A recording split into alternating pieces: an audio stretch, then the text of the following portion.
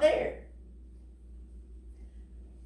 But because of everything I watched and saw growing up and the way I know that we tell the story when we mashed it all together and we add these pieces and parts, I've been thinking about the innkeeper. And I've been thinking about what a raw deal the innkeeper had. Because it's one story, one part. But yet, in my life, and now I'm 45 going on 46, the whole time, innkeeper, you are a jerk. You're bad news. And I started thinking, and I started trying to write a song about the innkeeper. Didn't finish it in time, so you don't get to hear it. But what if the innkeeper was just a normal person? What if the innkeeper was just tired? It was a very busy day. Lots of people coming and going. So what if the innkeeper was just tired and just wanted to rest? And here comes one more knock at the door. One more person wanting room. One more person wanting food. And the innkeeper's like, oh, I just want to put my feet up. So the innkeeper goes to the door, and there's Joseph, and there's Mary with a belly out to here. And the innkeeper's like, I gave the last room away like 3 hours ago. Sorry. In my mind, that's how it was working. I don't have enough details. I don't know if the innkeeper was really a jerk. I don't know if the innkeeper just had a really, really bad day. And then the thing on Facebook. It's a quote. It says that each of us is an innkeeper who decides if there is room for Jesus. So then that pushes me further down the rabbit hole. What does it mean to decide if there's room for Jesus? And what does that look like? What does it mean? What am I supposed to do? And so I started thinking about, well, if I say there's room for Jesus, does that mean there are things that are expected of me? So for me, the answer is yes, click, click. It means things are expected of me. It means I'm supposed to behave in a certain way. It means I'm supposed to treat people a certain way. It means I'm supposed to try to walk in certain ways and talk in certain ways. But I'm an innkeeper. And maybe I had a really bad day. So what then?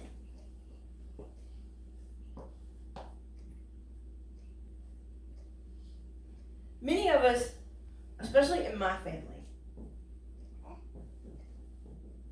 we come to church at Christmas. And it's, oh, come let us adore him. The baby in a manger. And then we give no thought after that until Easter comes around. And then we come back to church to acknowledge his death on the cross and his resurrection in the empty tomb. And then we don't give it much thought after that until we're back here. Baby in a manger. Let us adore him. Maybe making room for Jesus is all of that in between time. Because see, Jesus was born, Jesus did live a life, and Jesus did die and did, empty tomb. Ta-da! All of that happened. But the space from here to here, that's the parts we don't really want to look at much. Yeah, we have our scriptures that we roll out every Sunday to get us through the calendar year. And we talk about certain aspects of, Jesus went into the temple and flipped the tables. Or Jesus said, well, you throw the first stone. There are key stories we like to tell. But if we really evaluate the life, what is the major lesson? The major lesson is this. As told in Scripture, God came down. Love came down to be present among us in the world in physical form. Some of us could see it. Some of us could acknowledge it. Others could not. Right? That's the story as it unfolds. But then, love in fleshly form, walking and talking amongst us, starts saying things like, love those who persecute you. Forgive. Do good. Crave good relationships with God and with one another, not with money. Feed the hungry. Clothe the naked. Tend to the poor. Basically, don't be a jerk. My shoe is making noises and it's making me mad. Don't be a jerk. As you're deciding if you're making room for Jesus, decide that you're really making room for Jesus. Not just Jesus in the manger. Not just Jesus on the cross. Not just Jesus from the empty tomb. But every step of the way, Jesus. The Jesus that says, I'm not going to abide you treating people poorly. I'm not going to sit here and be quiet as you oppress my people. I'm going to speak out. I'm going to be present. I'm going to hold firm in the fact that love is what matters and love is what we're supposed to do. And yeah, that might sound political. But guess what? I don't care. I don't care who you voted for. I don't care what your party affiliation is. I don't care about any of it. What I care about is if you claim to follow Christ, then you follow Christ. Not just the Christ in the manger. Not just the Christ on the cross. Not just the empty tomb. But every step of the way Christ. Which means you're on the side of those who are downtrodden. Those are the people you're looking out for. You're not looking out for the rich bigwigs. You're looking out for the people who need you, who need your help, who need your financial support, who need your spiritual support. Not the people who are taking. Because to follow Christ is to be there in those gaps. Jesus chose the people that the government had turned their backs on. Jesus chose the people that the religious leaders had decided, nah. Jesus chose all the misfits. And here we are. Oh, come let us adore him. And then someone gets put in your path who doesn't smell that great, who doesn't have a whole lot. And you go, oh, come let us adore him. Oh, I'm going to just, excuse me. And you sidestep them. Maybe it doesn't happen that much with this group of people, but there are people that we interact with in our daily lives.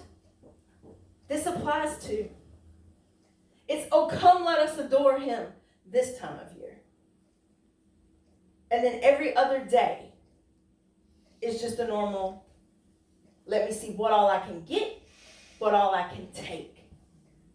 Jesus calls us to selflessness, not selfishness, selflessness. Jesus calls us to come together as community, which means we take care of one another, which means we care about one another. It means we can't get on a microphone and say, I don't give a shit, nay, what happens to you people. You better learn how to paddle that boat since that hurricane took your town out. That's not Jesus. Jesus is wading into the water to help carry the folks out. Jesus is walking into the places where all of the hurt, all of the yuck is, and saying, I don't have much to offer, but everything I have to offer, it's here right now. Come on. And Jesus is wrapping your arms around people who might not ever get another hug the rest of the time that they're on this planet except for their one encounter with you. Jesus is looking at people and seeing the need and answering the need. Jesus is more than just coming to church and going through the motions. Jesus is more than a baby in a manger. Jesus is more than this time of year. We started this month with me telling you, this is my favorite time. I love this time of year. And then this past week happened. And do you know what happened to me? I don't know if I want to do this time of year. I don't know that I want to go be around XYZ. I anticipated bad things. And I was torn because I know that these people say that they follow Christ. I know they consider themselves true Christians. And I was scared because if I'm in this place and I'm in a room with you and I'm shut in this room with you and the topics come up that have been on the news this week, what happens when I look at you and go, explain to me? Just tell me how it reconciles. If we're truly following Jesus, how is this okay? The answer that's been interesting also this week is someone came at me and was like, you're a pastor. You're not supposed to be saying this stuff. You're not allowed to be political. Okay, first, boo-boo. Do you know me? Secondly, I always try to be very honest. I try to speak truth here, and I try to speak truth outside of here. And on my Facebook page, which is my personal Facebook page, I lay it all out sometimes. And sometimes I vague book, like Tony vague books. And here's the truth.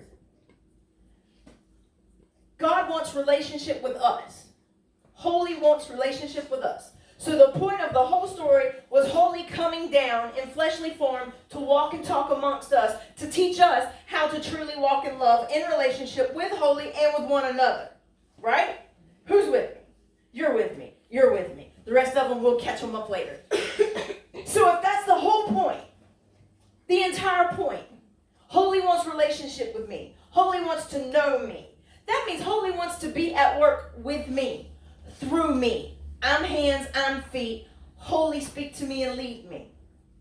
So if Holy's with me, leading me, and we're in relationship, and I'm supposed to be holy in the world, because that's what we are all called to do. As above, so below. Let your will be done in earth as it is in heaven. Holy with us, guiding us, wanting us to change the world, wanting us to love one another, wanting us to show up and show out more than just at Christmas.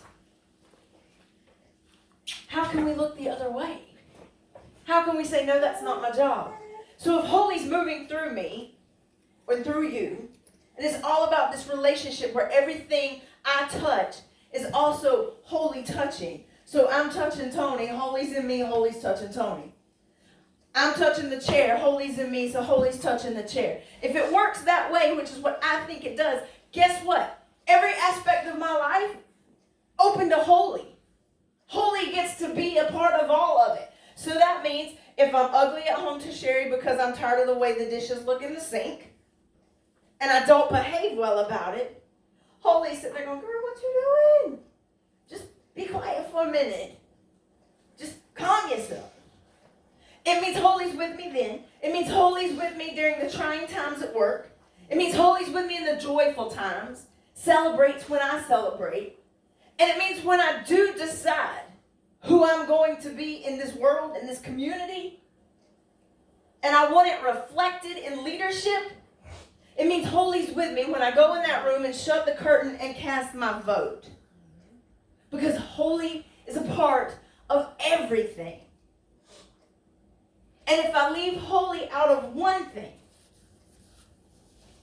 what happens to me and my relationship with Holy? I'm just an innkeeper. And I'm deciding daily if I have room for Holy. You're an innkeeper. And daily, you're faced with things where you have to decide, is there room for Jesus? My very next question to you would be, if you decide there's no room there in whatever you're in, there's no room for Holy, why are you there? Why are you a part of that? Because if Holy can't be there, I don't want to be there. And if Holy isn't going to be the ruler of my decisions, then I don't want to see the outcome of what the results are. Because I've been there. And I've lived my life that way. I've been a CEO. Christmas, Easter, other special occasions. I've been that. And you know, it really wasn't that great. And then I came full circle, thanks to a lot of praying people. And I was like, okay, God, I don't really know what I think this means, and I don't really know what it really, really means, but here I am, and all I have is yours. Let's let's do this. I will be committed. I will be dedicated. I will come and adore you every day, not just Christmas Day. I will put you first. I will strive hard to follow the path that I interpret in the scriptures. I will give my all. Meet me every step. And the answer was, sure thing. I love you. I've got this. Come on.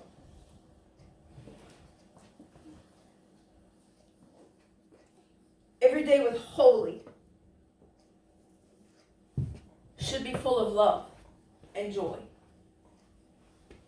Yes, you will face hard times. The Christmas season does end. And all the pretty paper goes away. And all the pretty lights go away. But holy remains. Non-stop. 24/7. No matter if you're happy or you're sad. No matter if you agree with the occupant of the White House or you don't agree with who occupies the White House. Holy is still present. And it is still about the exact same thing it was about all those years ago. Holy craves relationship with us. And it's up to us to decide if there's room. And only we get to decide. We're the innkeepers. But if we do decide that there's room for Jesus, here's what I think it looks like. To follow Jesus means to follow Jesus into a society where justice rules, where love shapes everything. To follow Jesus means to take up his dream and work for it. It means the dream of as above, so below. And then we work for it. Holy with us, through us. You're all just innkeepers, and you have to decide, is there room? And all the people said,